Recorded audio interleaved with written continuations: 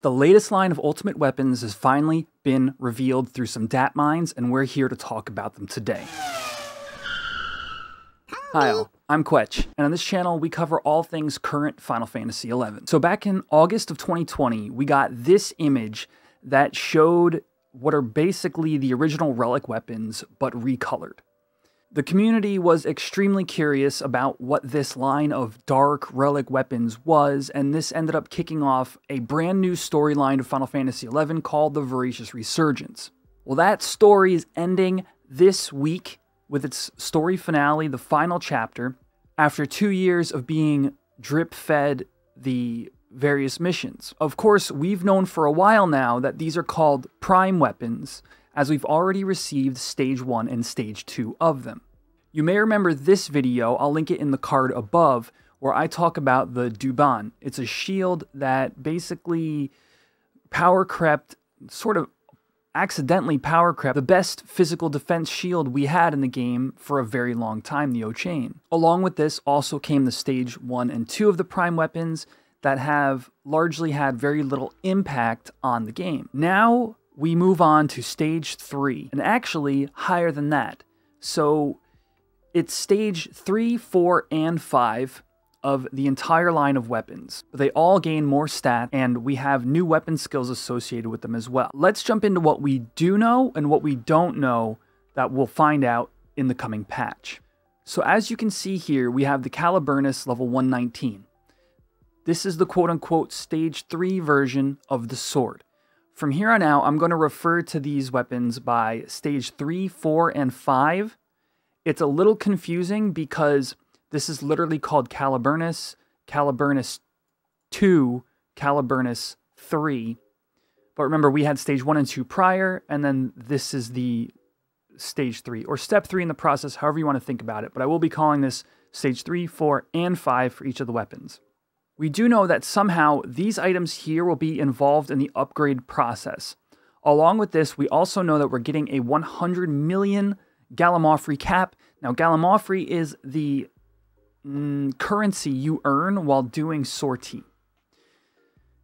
I will take a moment here to interject that I was really hoping for a brand new piece of content to be upgrading our prime weapons in. I suppose it's still not off the table, but to some extent, these new stages look like they're going to be simply gained by these materials through sortie and upgrading your weapons to the final stage of Stage 5. Now, along with that, each weapon is coming with a new weapon skill, and those have also been DAT mined below. We have such as Imperator for the sword. Now, these weapon skills aren't really anything game-changing in terms of their description, but they do have some interesting qualities to them, and we're going to learn more about them come this patch's release. For example, we have Imperator, the sword weapon skill. Damage varies with TP, very similar to Savage Blade. But look at the skill train attributes: liquefaction, impaction, and fragmentation. Now, I did read through most of these, and I think this is true for all of these weapon skills.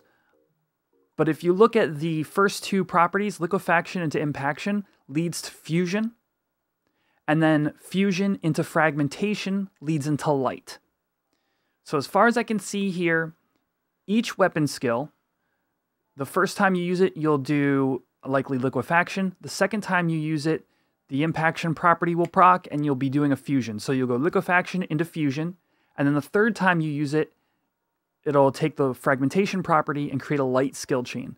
So each of the weapons can solo skill chain level 3, either light or dark, depending upon the weapon skill, which is very unique to these weapons and actually one of the more interesting aspects of them. Aside from sort of what you would expect from typical weapon skills for the different weapons, we do have an interesting one here in the Scythe. It says that it absorbs HP and MP. When we take a look at the Scythe later, you can see how that might work out. But that is unique. And then the other unique thing is we're getting an entirely new song. You're not going to want to miss the instrument when we get there. It is very strong. But I will read the description. It says, increases physical damage limit for party members within area of effect. I was told that this has been DAT mined to be between 1 and 5% PDL, depending upon skill level. Now, typically the way songs work in the game are when you're capped skill, they are at capped potency, but then you have plus effects from the neck piece, and also typically you'd have it from your Gallarhorn to bring you up to a +8 total. So I could see at skill cap the Aria of Passion being 13 PDL, which is a lot. But we don't know again until the patch. Okay, let's hop into each weapon and take a look at it with the knowledge we have here and see what they have to offer. Quick note, I will be taking a look at the Stage 5 versions of each of these, and it appears as though these Stage 5 versions may come with this sort of afterglow. Okay, so the Caliburnus. We're looking at a sword, and it does have 277 of each stat, of each skill level. Now that is another unique stat, because look here, say the Burt Gang at its fully upgraded level is 269. So we're getting 277 for the first time. So that is 1+ for the new weapons. Now the Caliburnus. 277 skills, refresh 4, DT -10. The Aftermath, it gives you access to Imperator, which is its weapon skill. Aftermath is PDL+. This weapon also, of all of them, has +70 attack. Now, interestingly, they also dumped a bunch of stats. Okay, so let's parse these weapons out a little bit. For starters, the stats are very akin to what the Empyreans have, except I think stronger if you don't include the R15 versions, so when you rank them up with your Astral Detritus, but just baseline. So Dex 35, Mind 35 is actually a lot on an ultimate weapon that's not a Empyrean. On top of that, we have defensive stats. So refresh 4 and DT -10. But the Aftermath PDL is new and unique to these weapons. So this weapon is probably going to be best on blue. We've got the 70 attack. These are likely the mods for Imperator, the self-skill chaining aspects of the weapon skill, and the Aftermath will technically boost your damage under attack cap situations, which is where I think they're headed with this weapon. Again, it's the only one with attack +70. It is one of the weapons that can be single wield or dual wielded.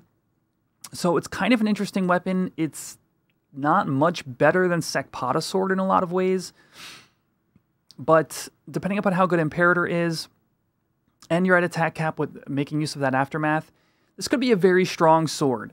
It's not blowing any minds in terms of like added functionality that it brings. It's pretty much just a Sekpata Sword plus. And again, this is the Stage 5 version, so we don't even know how long this is going to take to make. I think this weapon may be one of the lesser used, but again, it's going to be hard to tell until we get them in players' hands. Next up, we have the Dokoku. This is the Ninja Katana. We have Dex 35, Agi 35, STP 10, Aftermath PDL. Once again, we see that Aftermath on, of course, a melee weapon. You know, it has all the things. It checks all the boxes. We've got Dex, we've got stats, we've got accuracy, we've got a high skill level, we've got STP 10 and that interesting Aftermath. However good the weapon skill is, but store TP 10, it's pretty much just the Aeonic Katana. Like, look here, we have the Heishi, damage 159, you know, Katana skill 269, STP 10, but it also gives that TP bonus of 500. So there are a couple of these weapons that are really just comparable to their Aeonic counterparts. I will say that the one upside here is the 163 damage. So, like, it is 4 higher base damage, except when you come and you R15 the Aeonic, you get damage +7. So it is a higher base damage, and TP bonus is really good. So we're gonna have to see how these weapon skills play out, how that PDL trait is used. But this brings me to something that I think is going to come with these weapons eventually, and that is a sort of R15 process. But just looking at what we have and what we have available, again, pre-patch, we're just taking a look at their usefulness as they are right now, and I don't know. I don't think these first two are very strong. Let's move on. The ERP. Dex 35, Agi 35, Marksmanship skill 277. Now, crit rate 15 is a lot. Aftermath PDL. But here we have another instance where, what is this weapon for? You have a high crit rate, and that's great, but if you're doing a crit rate build with gun, you're using Armageddon for its AM3, where it can do triple damage, and you want to stack crit rate on the rest of your gear in order to get a crit on top of that triple damage proc and just dump out damage. Now, unless Terminus is doing something interesting for, let's see what it says under its description. Damage varies with TP. It's just a really strong shot. Unless it's doing something where it generates less enmity or something of that nature, this weapon doesn't seem to offer much either. Now, it does have an interesting aspect in it that it makes the prime bullet. We'll take a quick look at that. I have that listed up here. So the prime bullet is easily the strongest bullet in the game. Dex 20, Agi 20, ranged accuracy 30, enmity minus 50. Now, that is a lot of enmity minus. I don't know if the DAT is just translated weird or something, but it says Scavenge Prime Bullet. Core doesn't even get access to Scavenge. And as far as we can tell, you only get one Prime Bullet when you Scavenge. I'm hoping it's a whole sack, or I'm hoping it's just translated weird and you get pouches of these. I don't know. If pouches of these bullets would be insane. I mean, you would just use it. Well, for anything physical, any weapon skill physical related, you would just use these bullets. They're kind of nice with enmity minus 50. But if we're only getting like one of them every hour or something, like it's really hard to judge. And this is something that could prove to be better once we get the patch. But as it is, it's not going to compete with the Armageddon. Moving on. Phonaria. Now, we start to get into some really interesting stuff here because we do know that this is the highest scythe skill of any weapon to date, but it also has an extremely high base damage, and strength 35 is very good. Triple attack 6% high, and if anybody is going to be trying to make use of their PDL, it's Dark Knight. Now, Dark Knight naturally gets a lot of their own PDL, so you have to buff them with extra attack as it is anyway, but this weapon could prove to be very strong in terms of its overall damage. And there are a number of these weapons that fall into this category. So there's sort of like, I see these weapons as having sort of three categories.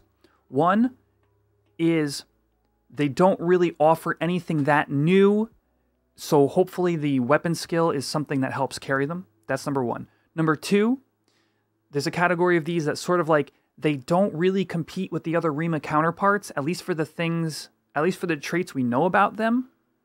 That their Aeonics or their Empyreans are just doing that job better. And then three, in terms of the raw DPS potential, there are some that look like they could really pull ahead, and I think the Scythe is the first one we've gotten to that is one of them. So again, just everything here adds up to what could be a very strong damaging weapon. Will it compete with the Empyrean weapons that Dark already likes to use, which do have those triple damage procs? I'm going to go with maybe, and the players who play Dark and want to test this will actually be able to bear that out when we get them in our hands, especially once we get Stage 5 in our hands. But remember, Origin is that weapon skill that absorbs HP and MP. So depending upon mods, that may prove to be a very strong weapon skill. I'm interested to see how this one plays out when Dark Knights get their hands on it, because there is a lot of good things going on here. Next up, the Guy Bweed. We have the polearm for Dragoon. Now, double attack 10% is very high. Strength 35, of course, useful. Very good base damage. And it gives your Wyvern 35 AC, MAC, and level +3. This is the first weapon that does that. So, at least the first Rima. So, you know, in terms of like total endgame, you know, how good is this weapon? And I think that this one falls into the same category as the Scythe. There's enough going on here that its overall DPS potential seems very high. Again, Aftermath PDL, you have your weapon skill, Diamurid, twofold attack. So this is likely a FTP replicating weapon skill that also includes double attack plus 10% natively. I think that this one, specifically its new weapon skill, and especially depending on what the mods look like for that, this could dump out very chunky weapon skills and give you an extra DPS boost through your Wyvern. Kind of like my cursory knowledge on Dragoon, this may actually be a good weapon. Hopefully it starts to bend some Dragoons away from the Savage Blade meta. That will wait to be seen. But yeah, seems strong on paper. Again, I would like to see this one bear out when we get release. Next up, the Helheim. This one I had the most hope for personally, because I love playing Rune Fencer in Retail 11. It's not great. Yeah, it just seems like a sad Aeonic weapon, once again. So the Aeonic weapons all have STP 10. What does this offer over Lionheart? STP 10, well, base damage 336 compared, no, it's the same base damage, 431. It's got lower delay, which will actually lower your TP gain. It's got slightly higher skill, but it's got strength and vit, 35 and 35. That is a reasonable thing to point out. There are stats on it. Now, this buffs resolution by giving you a TP bonus on the Lionheart. There's no TP bonus here, and we don't know if Fimbervelter... Wait, actually, we can check that. Damage varies with TP, so we're getting a greatsword weapon skill that damage varies with TP, and like there's no TP bonus. Now, one thing I will say is these are good properties for greatsword on Rune. And I will also say that Warrior does not have access to Lionheart. So in terms of doing a resolution build on Warrior, this could be pretty cool. But Warrior's doing way better things nowadays. The Aftermath PDL, my Rune isn't going to make very good use of that. We really have to hope this weapon skill carries, and I don't have a lot of hope for it. This weapon, I think we'll need to see further stages before it's any good.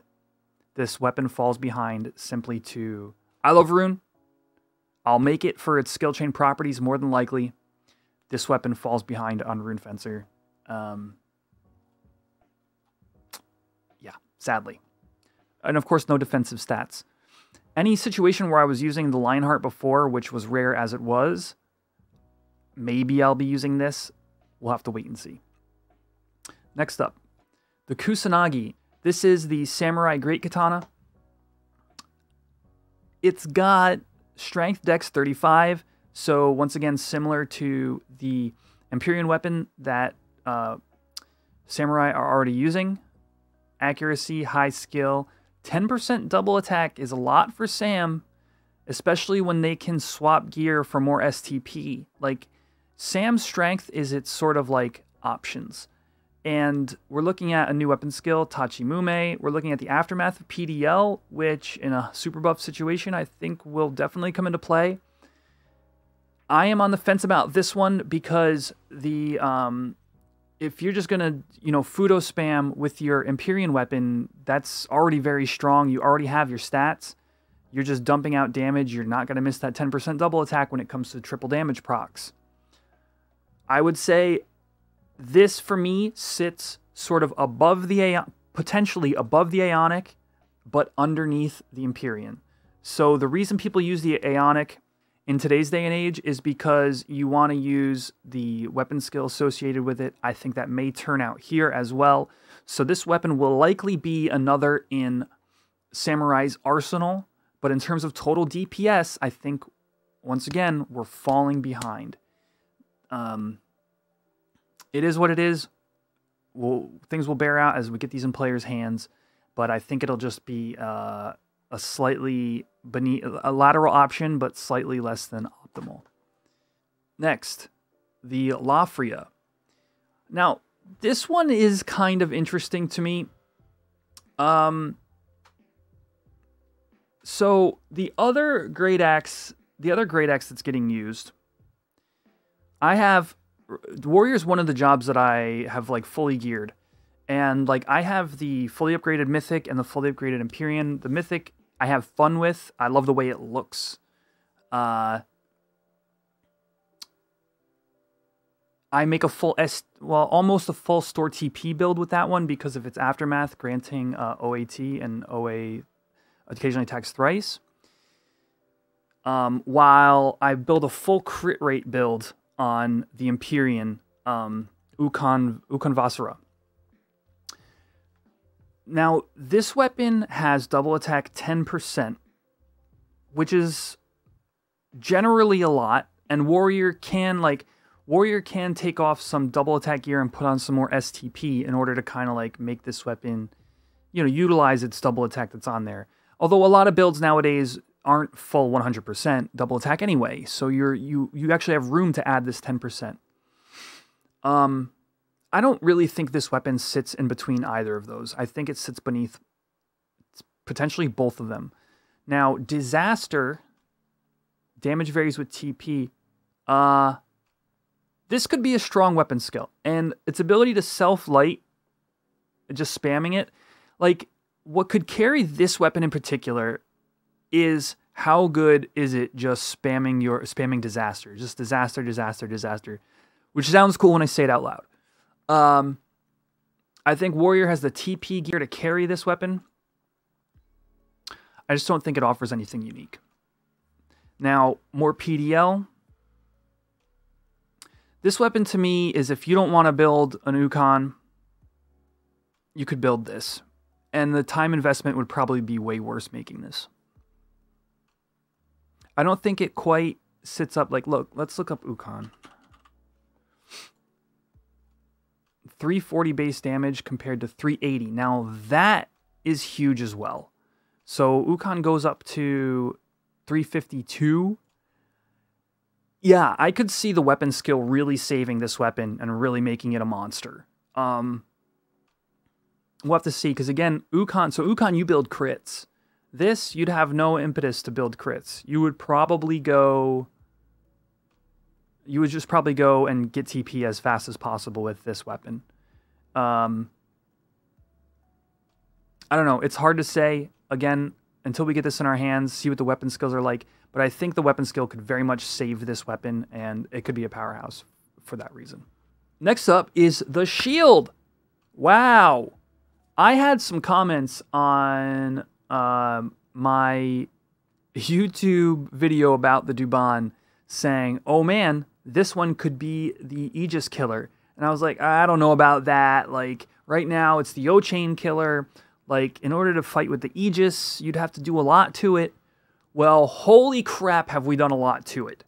I mean, there's 35 Meva, 35 evasion, 35 Vit, 35 mind, on top of that high defense, on top of its O-Chain block rate.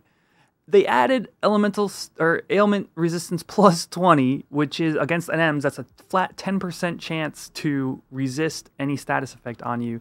But they gave it MDT2 minus 25%. To understand how big this is the Aegis is minus 50%. And because of the way calculations work for MDT and then MDT2 is you basically get half of your MDT2 as long as you're capping your MDT1. So if you have 50% MDT and you have 25% MDT2, you can count that as 12.5. So it brings you to a total of 62.5 magic damage, minus 62.5% magic damage taken. Now the Aegis, because it's got 50% MDT2, you have your MDT1, and then your 50% is 25%, so you get up to 75%, minus 75% magic damage taken. This shield is it is literally the best shield in the game. The best shield the game's ever seen, and is incredibly strong, and all paladins who are working on sortie will want this as soon as possible. So again, it does have 12.5% less magic damage taken overall compared to the Aegis. But you also had 35 Meva, so you're more likely to be evading magical damage. Like, this shield is insane. It's going to be, I mean, this is what this is kind of a power creep that's above a lot of the other stuff going on here. It's just very good. To all you who said in the comments that it could be the Aegis Killer, you were right. I was not on board, but here we are. Big one, huge. Definitely make it if you're a paladin. Next weapon. The Lorgmore. Here we see the first non-PDL aftermath. Magic damage plus and cure potency plus. Very cool. Previously, the other melee clubs were, why would you want some of these aftermaths, you know, double to triple damage procs or whatever on your Empyrean? No. They go, okay, you're a mage, you're going to get in there, you're going to crack your weapon skill, and we're going to increase the things you want to be doing. Alongside of the new weapon skill, you have damage taken -10. Again, White Mage and Geo, right? So this is your White Mage and Geo weapon. You have DT10 regen +7. That's the regen. That just means you're going to regenerate 7 health on every tick. It doesn't increase your regen spell. But look, magic bonus, magic attack bonus 60, magic damage 263. Like, these are high. Along with an accuracy. I think out of all the weapons that we've seen here, accuracy on this weapon is probably one of the more important things. Like, this accuracy plus this club skill, you know, stats too, along with maintaining some damage taken because you're going to be in the front line, along with genuinely giving you an aftermath that you're gonna utilize. Like, this is a really good melee weapon, and it's a really good, really interesting aftermath. If the weapon skill is good too, you may see a change in the meta to either melee White Mage or melee Geo for certain pieces of content. I had been experimenting with melee Geo when I was doing Dynamis D more often. I don't know. So, like, things were already going on there in terms of being able to gear those jobs, and especially with Nyame, R25, some of you R30 maybe, this may be worth visiting with this weapon. It would take, as far as I can tell, it's going to take a lot of investment to get you here, but there are those very committed players who this is the thing that they have their eyes on, and easily one of the more interesting weapons in the group. I give this one a thumbs up. Okay, another thing that hits me in the heart is the Dagger. Y'all know me, I play a lot of Dancer and Thief. This one is good. I think it fits in that category of there's a lot of damage potential here, but let's break it down. Triple attack 6% is high. Now, you already have your Gleddy's Knife doing that. Gleddy's Knife offering far more attack, but less dagger skill. You don't have the crazy amount of Dex, Agi, and Charisma on the Gleddy's Knife. Triple attack 6, crit rate 5, only 255 skill. So right off the bat, this has, you know, whatever, 22-ish attack, 22-ish accuracy, less than the Mapu Gandring. But they also add 30 attack here, 40 accuracy here. With the augments, you get, at rank 30, you get a total of 75 attack, which is a whole lot from this weapon. Yeah, this weapon is a little cracked. Base damage 133 plus 11, 144, while the Gandring has 137. 176 delay versus 200 delay. Okay, so we're looking at a lower delay. We're looking at 35 dex compared to 15, so 20 more dex. Like, these stats are way too comparable for my tastes. Merciless Strike will have to carry this weapon. If it's not that good, this is a weapon that's going to need augments. Like, if you compare this versus Twashtar, on paper, Twashtar is probably the winner. Now, the Aftermath PDL, if that's really high, we could be looking at under attack cap situations. This thing is just a beast. But man, am I uncomfortable comparing this stage 5 prime weapon to the Odyssey, just the Odyssey Dagger. Where do you put this? Like, the Odyssey Dagger is a fantastic offhand. Do you offhand this? That's kind of interesting. Maybe this in the offhand for its triple attack, its dex, its decent delay. its high skill and accuracy. Do you offhand this to a Twashtar? Maybe. If you know your attack capped. If not, like, so there's sort of 3 stages of using a Twashtar main hand. There's like, you have enough accuracy and you're comfortable with where your attack is to use your TP bonus offhand. That's that. If you're uncomfortable with your accuracy, you may move up to, say, a Glutty's Knife, which also offers a lot of attack and helps you smooth out those PDL you might want to be using. If you know your accuracy and attack capped, I could see this Dagger maybe pulling ahead. But again, it is too close for comfort. We'll have to see how Merciless Strike does. It may just be friggin' good. Delivers a 4-fold attack, damage varies with TP. Now, the ability to self-skill chain into darkness is good in the sense that it's a 3-step darkness, but you can already do that on Dancer and Thief. Rudra's Storm. Rudra's Storm deals quintuple damage and weighs the target down. I don't know. I think this weapon is far less likely to be saved by the weapon skill as the warrior weapon is, but it is possible. We'll have to wait and see. I have my hopes up a little bit here, but so far, the Dagger and the Greatsword, the 2 ones that I've been looking forward to the most, seem to be falling behind their other Rima counterparts. On to the next. Opashoro, potentially, very likely, a Nirvana killer. You hate to see it. Base level, Black Mage Summoner Scholar. It does have magic accuracy, int, so 325 magic damage is a whole lot. We may see this in nuking sets anyway, but look at this. Avatar level, okay, Avatar accuracy, ranged accuracy, magic accuracy, plus 35, plus Avatar level plus 3, plus blood pack damage plus 50. That is huge. Nirvana. Avatar level plus 2, blood pack damage plus 40. Now, yes, you do use the Aftermath level 2 to increase the attack and accuracy of your avatar. So you do lose some avatar attack by moving over to the Opashoro, but you gain an additional level, you gain 10 more BPD. The Aftermath, magic attack bonus plus and magic damage plus, including your avatars. Like, for physical BPs, Nirvana might, I would say even likely, still pulls ahead.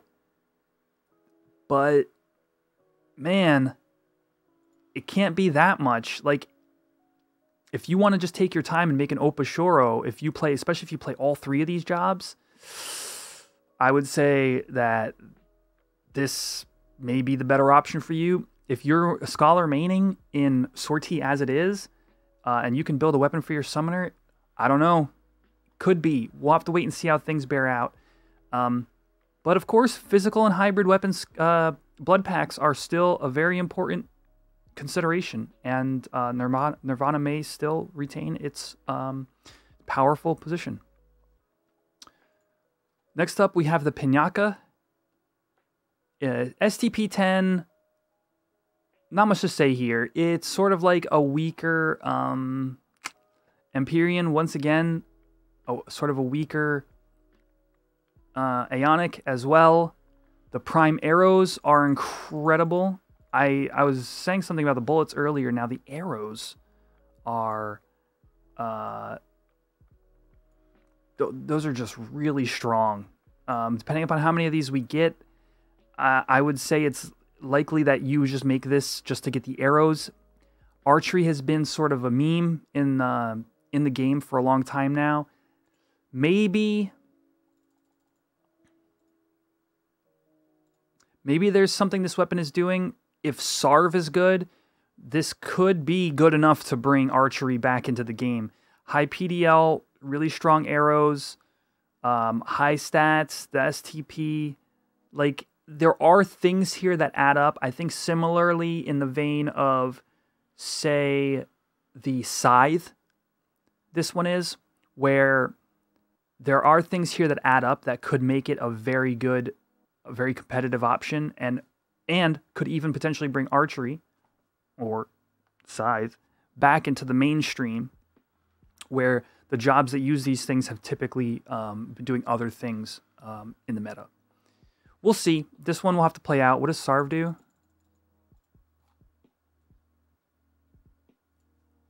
Sarv, damage varies with TP. I mean, it's no, Jishnu's Radiance, which is good. Threefold attack, chance of critical hit varies with TP. I mean, in terms of bow, varies with TP weapon skill. I don't know. Depends upon the mods. Depends upon how things play out. Being able to self-SC is really cool with bow, I think. We'll have to wait on this one and see how things go down. Spallerosis. Now, this weapon should be strong. Strength, Dex, and Charisma plus 35. Crit rate plus 15%. But look at what it does for your pet. Accuracy, ranged accuracy, magic accuracy, and plus 3 levels to your pet. I think that this is a really interesting weapon in terms of like your total DPS between you and your pet. Now, of course, you want to compare this to the MP, which has high stats as well, but you get the damage procs. You might honestly 15 crit rate plus the pet levels may be competitive with the Farsha damage procs, just in terms of total overall DPS, but also giving you and your pet PDL. Like, I think if you're bringing Beast to something, this may be a strong main hand consideration. And if Blitz is good, I mean, it's got a sweet name. If Blitz is good, delivers a 5-fold attack. Yeah, just stacking like WSD. I mean, Beast doesn't have a ton going for it in terms of increasing its, DPS through main job. But a really stacked Beast might produce a very competitive melee build, which they were already kind of doing, by having this weapon.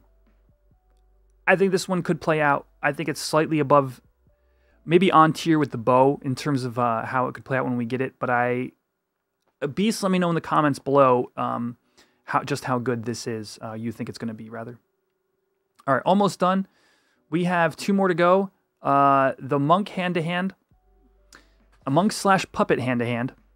High stats, high base damage. Puppet level plus 3, along with puppet accuracy and stuff. I think this is likely the melee DPS weapon that puppet masters have been looking for. Aside from sort of Kenkoken builds which has fallen off over the years, I think puppets were generally turned into the Ionic weapon just because it's like overall good, but it doesn't offer you plus 3 puppet levels. Crit rate 15% is pretty high, and that'll just add to your overall DPS. Decent stats. Accuracy is something you want. I could see this on Monk because of the crit rate plus the Aftermath with Impetus up. Could prove to be very strong. I don't know if it's going to overtake the Empyrean weapon. Probably not in terms of pure Zerg, but I think it's a fine weapon on Monk. Let's look at the damage and delay on Varathragna. Varathragna's base damage of 158, or if it's fully ranked up, 178 compared to 213. Yeah, and these are the kind of little things that add up. Overall, on the prime weapons, there are little things that add up overall to, I think there's going to be a total DPS factor that is going to push these above their other Rima counterparts. And this is a good example of that much higher base damage. What about delay? But a higher delay, so that'll lower your overall DPS. Strength plus 50. Damn. So 70 strength on the Varathragna. Plus the triple damage procs. I don't know. In a pure Zerg situation, probably Varathrognus is going to pull ahead. The base crit rate plus the PDL aftermath. See, it's these little things that add up that may prove to be competitive under certain circumstances. When we get further augments to these, which I'm sure they're saving for further down the line to keep people playing, who knows? For Puppet Masters, I think there's a good shot here. I don't know. Pup really can't make use of all the things that are good about Varathragna like Monk can. But you never know. If the weapon skill is good, that changes the factors for roughly all of these weapons. Anyway, this is the last melee weapon. We're going to take a look at the final weapon and the one that really turns some heads. The Lolfnashid. Charisma plus 20. Grants 2 additional song effects. All songs plus 4. And the whole new song, Aria of Passion. This is a Dardabla and a Gallarhorn in one. This prevents players, if you can make this without owning those items already, this reduces the need for a Dardabla. It practically eliminates the need for a Gallarhorn. There's no skill on this like there is in the Gallarhorn, but I don't think that's too much of a consideration in today's day and age. Basically, this improves your inventory situation, dear bards. It's very good, and the one major thing it prevents is you no longer need to do dummy songs. I think that's the hugest thing here is the quality of life adjustment.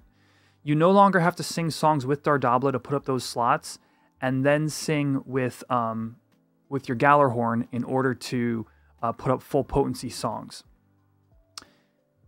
That's a good thing. So this is a straight up quality of life. In addition to that, Aria of Passion being somewhere between 5 and 13%. We don't know how the pluses are going to affect the song of PDL.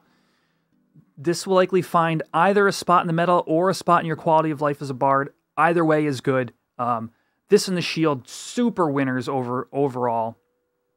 The rest of the weapons, you kind of heard my thoughts on. There's going to be a future video. We're also getting new rings, which I believe are going to be quest rewards. That's going to be an entirely separate video. That'll come out after the patch drops. If you want to see me play the final story mission, as well as choose my ring, as well as take a look at these weapons sort of in-game and see how we can upgrade them, join me this week. There will be a live stream on this channel. Ring the bell for notifications so you know when that goes live.